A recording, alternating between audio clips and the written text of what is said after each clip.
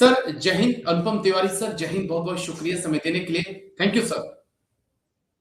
जय हिंद राजेश जी, बहुत बहुत शुक्रिया, आपने एक बार फिर से बुलाया है। आपको और आपके तमाम दर्शकों को मेरा नमस्कार। जय हिंद। थैंक यू सर, आपने समय दिया। सर पिछले कल बजट था और बजट को लेकर बहुत ज्यादा चर्चाएं हो रही थी।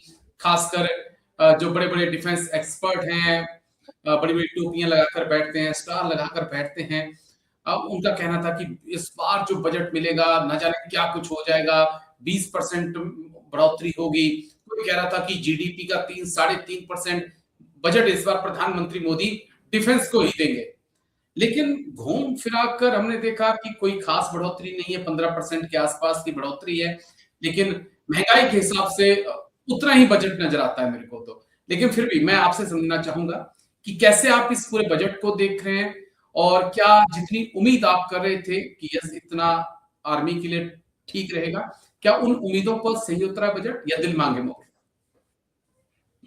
देखिए राजेश, मैंने भी बजट को बहुत फॉलो किया आज दिन भर, और उसके बाद अगर मैं एक शब्द में बताऊं तो इसको आप निराशा कह सकते हैं। ये बजट निराश करता है, और एक डिफेंस पर्सनल रहा होने के नाते तो ये बहुत ही ज्यादा निराश कर सकता है, क्योंकि इस समय हिंदुस्तान की सिचुएशन बहुत अच्छी नहीं है।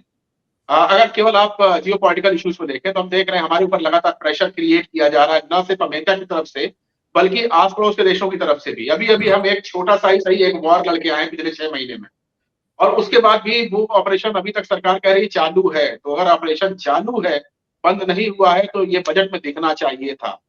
जब बजट में नहीं दिखा, जैसा आपने बताया कि सिर्फ 15% का जंप दिखाया गया है लास्ट ईयर की तुलना में, तो इतनी तो महंगाई नहीं बढ़ जाती है हर साल, तो उसमें क्या ही जंप हुआ। वो तो लगभग आपने उसी स्टैंडर्ड पर, जिस तरह आप पिछले साल थे वैसा ही आपने आगे के लिए भी निर्धारित कर दिया है। अगर आप नंबर्स में देखें तो जीडीपी का 1-2% से कम अभी भी है। पिछले साल 1.91% ऑफ जीडीपी था, आज 1.99% ऑफ जीडीपी, यानी कि अभी हम 2% को छूने में भी हिचक रहे हैं।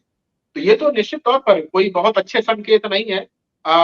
लेकिन हाँ, कुछ चीजों को मैं जरूर वेलकम करूंगा, जैसे कि बातें करी गई हैं कि अपने यहाँ देश में ही कुछ कस्टम्स ड्यूटी में बदलाव ला करके, और ये कोशिश करी जाएगी कि जो हमारे डिफेंस के प्रोडक्ट्स हैं वो अब इंडिया में ही बने, आत्मनिर्भरता की तरफ अब चले। तो ये एक वेलकम मूव है, लेकिन ये आज की फौरी जरूरतों को नहीं पूरी करता है। अगर आप आज कस्टम ड्यूटी हटा रहे हैं तो आप ये मान के चलिए जो मैन्युफैक्चरिंग होगी, वो मैन्युफैक्चरिंग का जो सामान है, चाहे वो आपके एयरक्राफ्ट हो, इंजन हो, नेवी की चीजें हो या फिर आर्मी की चीजें हो, इन सबको आने में कम से कम 1 दशक लगेगा जब आप आज प्रोग्राम करेंगे। तो ये तो बहुत लॉन्ग विजन की बात हो गई है।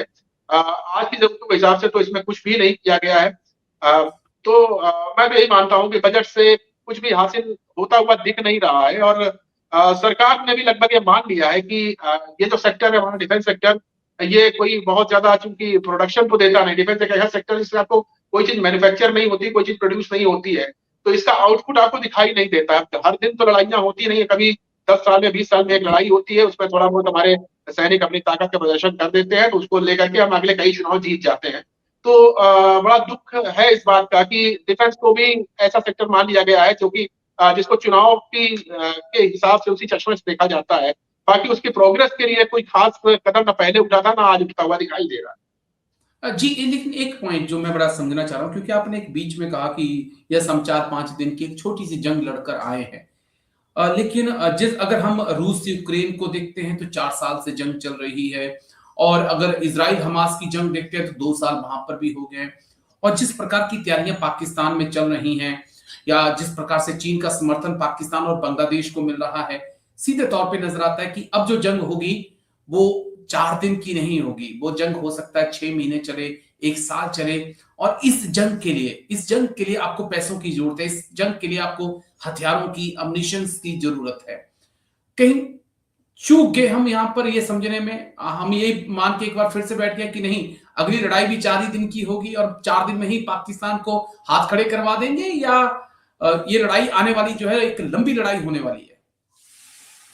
देखिए राजेश, जैसे मैं जिस बात पे एम्फेसाइज कर रहा हूँ कि सरकार डिफेंस को सीरियसली शायद नहीं ले रही है, वो मैं इसलिए कह रहा हूँ क्योंकि अगर आप देखें 1 साल पहले तक ये एक किसी एक रिपोर्ट में मैंने पढ़ा था कि हमारे पास 10 दिन से ज्यादा का एम्यूनिशन नहीं है अगर हम लगातार युद्ध में कहीं गिर गए तो ये बहुत ही चिंताजनक बात थी। और इसके ऊपर 1 साल नहीं, कई साल पहले से विचार करना चाहिए था। इनफैक्ट जब यूपीए गवर्नमेंट की गई थी और ये नई गवर्नमेंट एनडीए की आई थी, तब से ही इस तरह की बातें हवा में थी कि अगर युद्ध लग जाता है तो 10 से 12 दिन के ऊपर हमारे पास एम्युनिशंस, गोलियां, रॉकेट्स, हथियार और मिसाइल नहीं बचेंगे। और इस समय बात लगातार टू फ्रंट वॉर की होती है, और अब तो अगर हम बाकी इंटरनेशनल प्रेशर देख लें तो ये कई फ्रंट का वॉर खुल सकता है। बांग्लादेश जी, आपके बगल में रोज युद्ध की धमकियां देता है।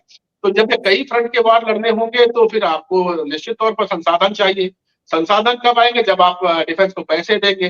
पैसे देने में आपने मुट्ठियां बंद कर रखी हैं, तो कैसे आप ये कल्पना कर सकते हो? तो मैं तो यही मानता हूं कि सरकार जिस तरह की बातें करती है उतना सीरियस अपने कर्मों में दिखाई नहीं देती है। और ये बजट इसका बहुत बड़ा एक पिक्चर क्रिएट करता है कि आपने बातें तो बहुत बड़ी-बड़ी कर दी। आपने सही कहा राजेश कि जो अब ये लड़ाइयाँ ऐसी हो रही है जिनको आप सिर्फ 4 दिन, 5 दिन या 12 दिन में, अब ईरान का एग्जाम्पल लें, वहां तो उसने 12 दिन की एक जंग लड़ी इजराइल के साथ, जिसमें अमेरिका भी कूद गया।